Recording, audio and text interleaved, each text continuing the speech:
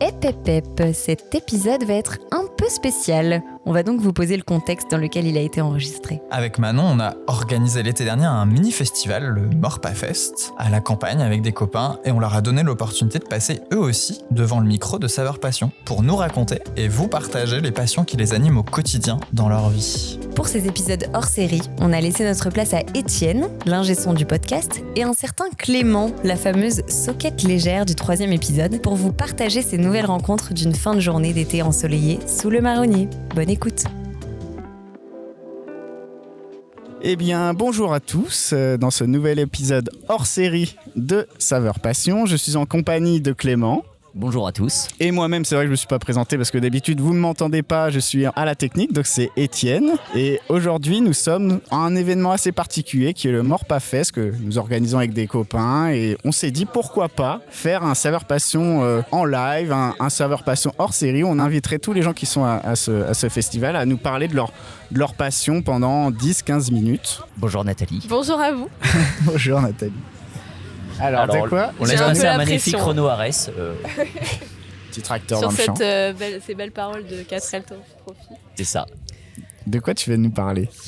Moi, je vais vous parler de choses qui n'ont rien à voir et en même temps, ça m'a fait penser à des petits sujets qui me concernent aussi, parce que je vais vous parler d'escalade. Mais parce que, en fait, quand il parlait de faire des choses avec ses mains, j'ai tout de suite pensé à moi. En fait, c'est vraiment les mains. Ça a été c'est ce qui m'a accroché sur la paroi. Enfin, Alors c'est marrant la métaphore que tu fais. Les mains m'ont accroché sur la paroi, donc vraiment accroché à la passion, etc. Oui, c'est ça. C'est très métaphorique, mais c'est vraiment comme ça s'est passé parce que ça s'est pas venu tout de suite. On m'a dit oui, t'es forte à l'escalade, mais j'en ai fait 2-3 fois avec des copines juste comme ça. C'est ça, c'est des copines qui t'ont fait découvrir parce qu'elles-mêmes pratiquaient. Oui, c'est ça, exactement. Et j'ai laissé passer pas mal de temps sans en faire. Je me suis dit oui, c'est vrai que je me débrouille pas mal, mais bon, pourquoi faire de l'escalade, je sais pas. T'avais pas accroché plus que ça? J'avais bien aimé, mais je m'étais pas dit ouais, je veux trop continuer. Mais après, ça a fait son chemin, je sais pas, ça m'est revenu quoi. D'accord. C'est un petit peu comme si inconsciemment c'était resté et ça a cheminé. Et coucou Anna. Coucou Vas-y, Anna. installe-toi Anna. Mais vas-y, continue Nathalie. Ouais. Et puis en fait, je me suis dit c'est vrai que les gens ils me disent que j'ai l'air à l'aise, donc j'ai fait un stage en fait. J'ai fait un stage avec l'UCPA. Alors l'UCPA c'est vraiment chouette, hein. Je recommande. Je recommande aussi pour avoir fait des vacances UCPA, c'est vraiment top. Non mais vraiment c'est hyper bon rapport qualité-prix en plus pour ceux qui sont attentifs à ça. Oui voilà, c'est ça exactement. C'est bon, faut avoir un petit budget, mais franchement pour ce que c'est vraiment abordable et c'était incroyable. J'ai fait ça dans les Calanques, donc je suis partie 5 jours.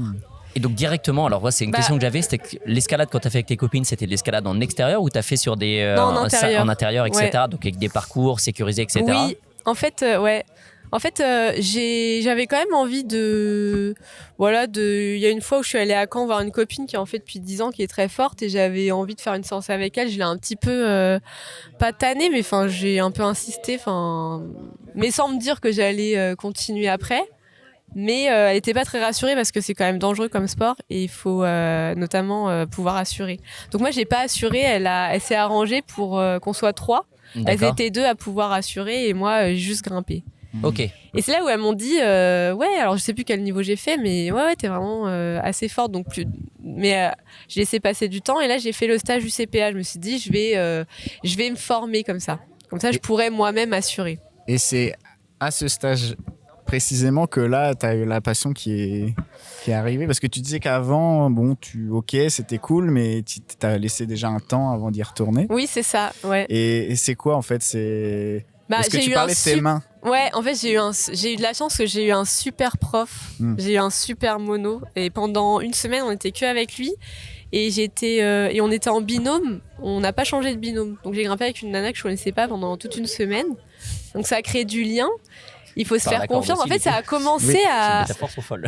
T'as dit quoi? Ça crée du lien, il y a une corde entre oui, vous. Bah oui. À chaque fois mais l'escalade, c'est incroyable à quel point tout ce qui va être de l'ordre du technique est très symbolique pour moi, en fait. Ok. Et en fait, du coup, il faut faire confiance. Là, j'ai commencé à apprendre à assurer et à grimper plus haut que ce que j'avais fait parce qu'en plus, du coup, j'ai appris en falaise, dehors. Ouais. J'ai pas appris en salle.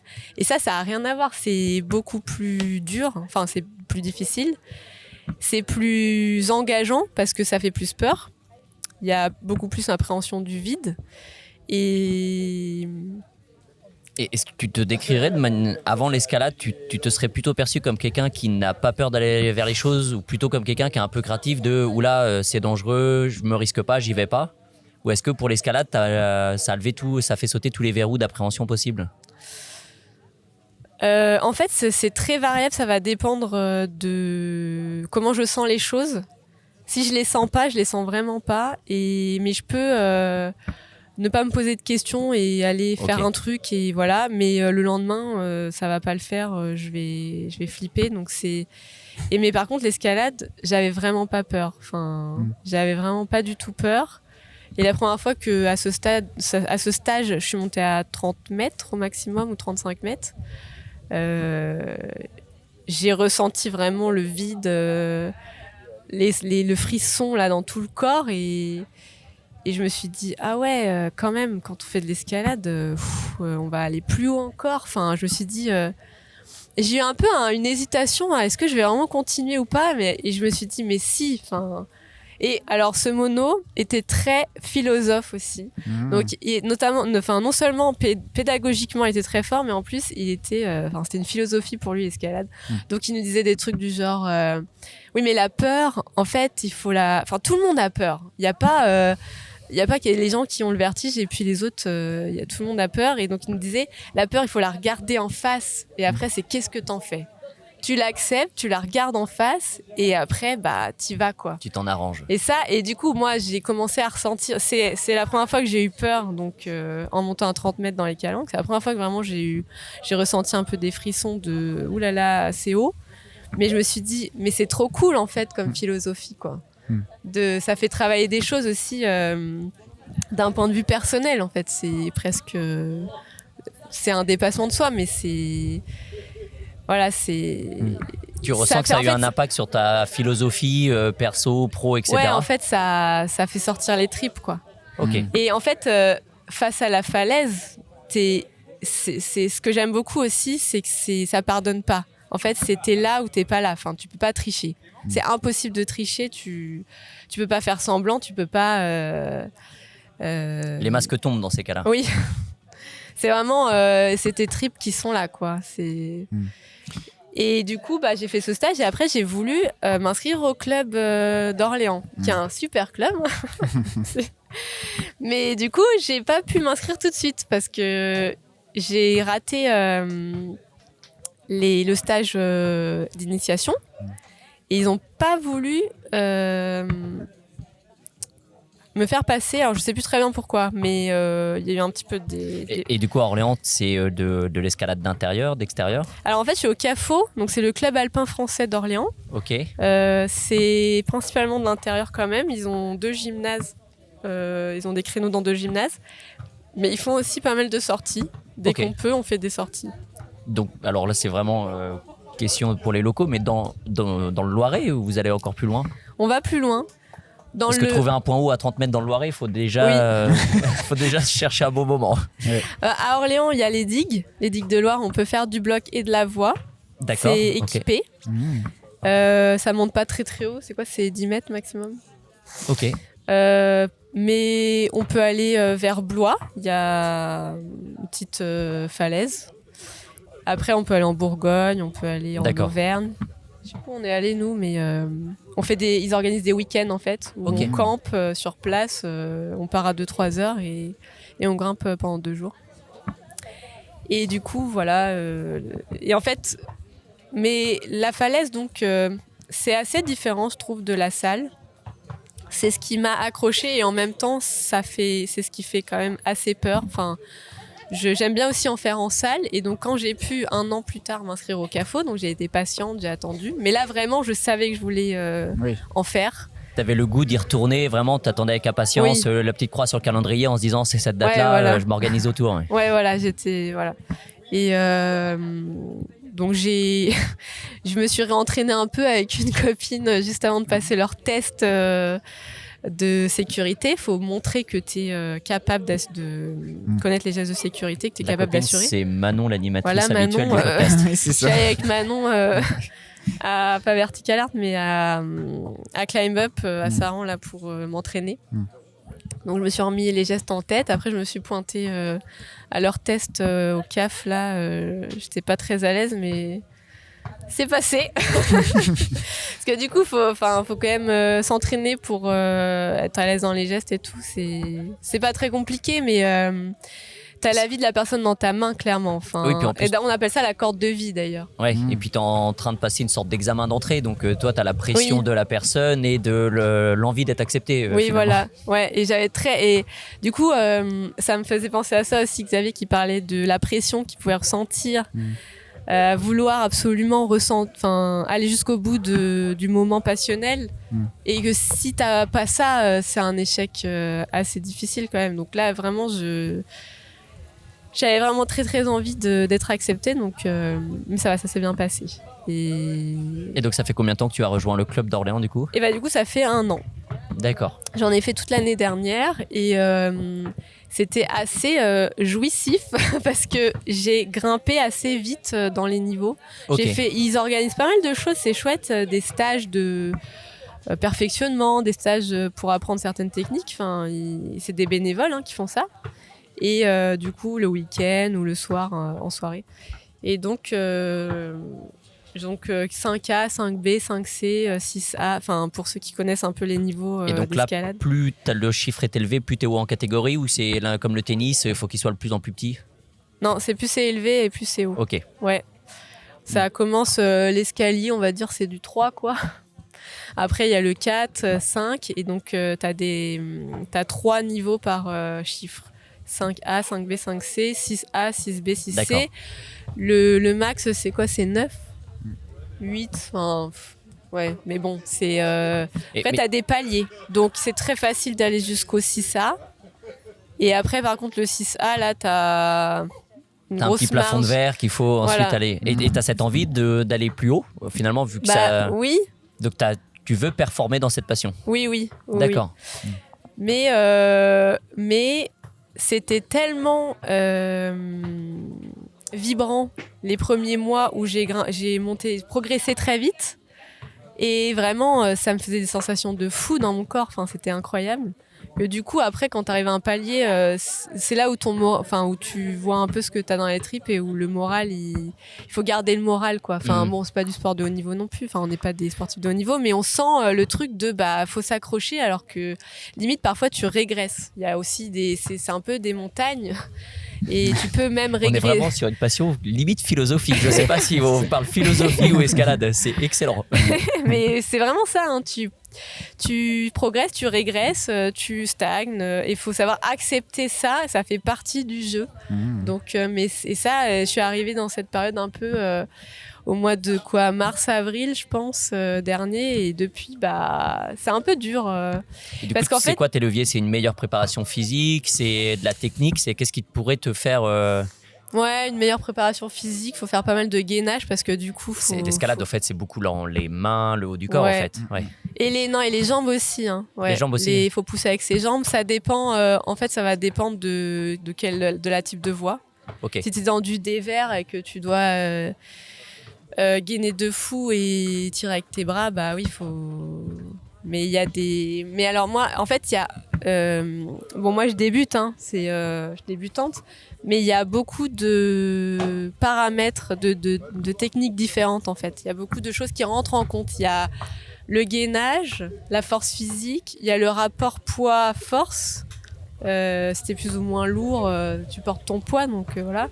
Et puis, il y a aussi l'équilibre. Et en fait, chacun va avoir un peu ses voies de prédilection parce que chaque voie va avoir son exigence. Et donc, et moi, j'aime beaucoup toutes les voies d'équilibre où il faut travailler son équilibre. Et ça, quand j'ai découvert ça, en fait, il y a des séances où j'avais l'impression que mon corps, il découvrait tout seul des trucs et j'étais là, waouh, mais... Comme si c'était inné. Ouais. Il a toujours su le faire, sauf que tu le mettais pas à contribution, Oui, donc tu le c'est savais ça. pas. Oui, exactement. Et du coup, parce qu'il y a des voies, enfin, pour passer certains passages, bah, il faut se positionner d'une certaine manière pour être équilibré. Et parfois, c'est au millimètre près, quoi. Dans ton corps, si tu bouges un tout petit peu ton pied comme ça, ou tes hanches et tout, enfin... J'avais entendu des gens qui, eux, ce qui les passionnait dans l'escalade, c'était vraiment un peu le côté stratégique, de déjà préparer la montée en amont, de le réfléchir dans la tête, et après, une fois dedans, tu vois, comme tu te parles, aller se positionner, etc. Et que c'était limite réfléchir ça le mouvement avant de le faire. D'accord, ok. C'était limite ça qui les motivait le plus à en faire, quoi. Ouais. Bah ça, c'est la lecture de voix, c'est super important pour progresser en niveau. T'es obligé de te mettre à la lecture de voix. Et là, tu rentres, parce qu'il y a toute une partie intellect dans l'escalade justement. Mais moi, c'est un peu mon point faible. La lecture de voix. Ouais. Mais est-ce que c'est pas quelque chose qui vient avec l'expérience parce que du coup tu sais ce que tu as déjà vécu en montant des voies, les difficultés que tu as eues, donc tu peux les appréhender davantage, tu vois. Oui, c'est ça. Je pense qu'il faut quand même passer par le corps pour voir que dans ta tête, après tu vas pouvoir faire comme ci ou comme ça. C'est comme quand tu es enfant, tant que t'as pas compris que quelque chose était dangereux, tu vois pas le danger, tu vois le faut te brûler pour avoir peur du feu, sinon t'as pas peur du feu. Oui, c'est un peu ça. Mais c'est un peu mon point faible parce qu'en fait, moi, quand j'ai progressé, je faisais aucune lecture de voix. J'y allais, on appelle ça à vue. Et en fait, c'est assez, ça donne une sensation vraiment, vertigineuse et vraiment exceptionnelle que ton corps il trouve tout seul des trucs et tu te dis, tu réfléchis même pas et ton corps, en fait, c'est très libérateur. Moi, j'ai trouvé ça libérateur. D'accord. Mais du coup, c'était pas de la lecture de voix. C'est moi toute seule qui trouvais sur le moment des positions. Je me suis dit, waouh, j'ai réussi à faire ça. Je me suis pas dit intellectuellement, je vais faire comme ci ou je vais faire comme ça. Vous êtes filmé quand vous faites des voix comme ça sur certaines...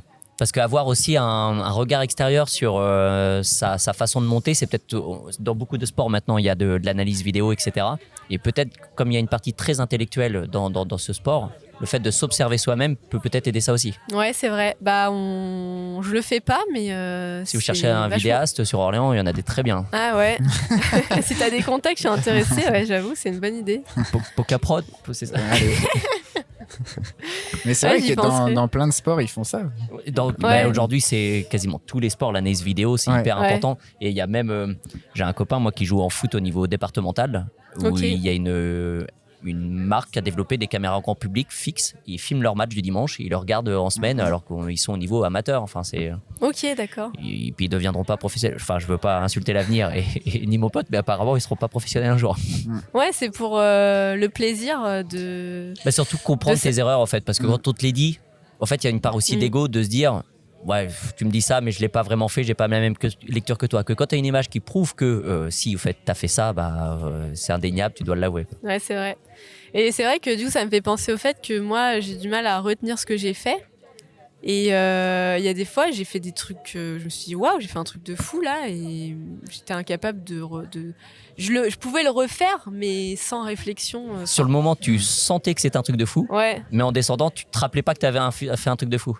J'aurais pas pu décrire le mouvement. Ok. Tu vois, j'aurais pu le refaire, je pouvais le refaire, mais j'aurais pas pu décrire le mouvement. Ok.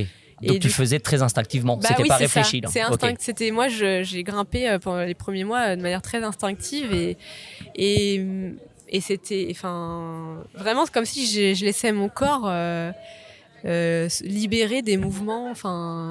Voilà, c'était vraiment mais du coup, c'est quand même important de relier le corps et l'esprit parce que justement pour pouvoir progresser, il faut y mettre de la lecture de voix, etc. Et voilà, ça, c'est quelque chose qu'il faut que je travaille. Mais les premiers mois... Et puis, j'avais pas peur, vraiment. Et parce qu'il y a un truc qui fait pas mal peur aux gens, en général, en escalade, c'est de tomber. La chute. La chute, surtout en tête. Pour ceux qui connaissent pas, en tête, c'est quand on n'est pas accroché tout en haut. et qu'on met sa corde au fur et à mesure qu'on grimpe.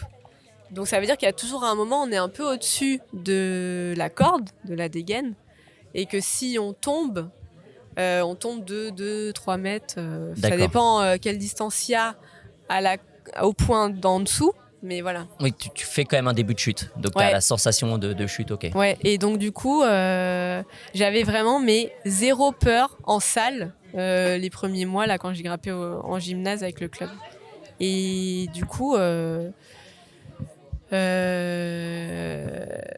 premiers mois, vraiment, mais je me suis dit, mais qu'est-ce qui m'arrive? Quand j'étais sur mon vélo le matin ou en rentrant chez moi le soir, je pensais à l'escalade, je repensais à ma séance de la veille, j'avais des frissons qui me parcouraient les mains. Mais vraiment, mes mains, elles avaient envie d'aller accrocher des prises, tu vois. C'était incroyable. Là, on a un beau morceau de passion, là.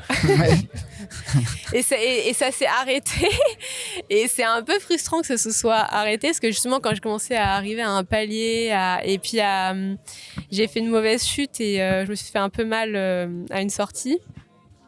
Et là, ça a pas mal changé des choses à l'intérieur de moi et j'ai moins de sensations maintenant.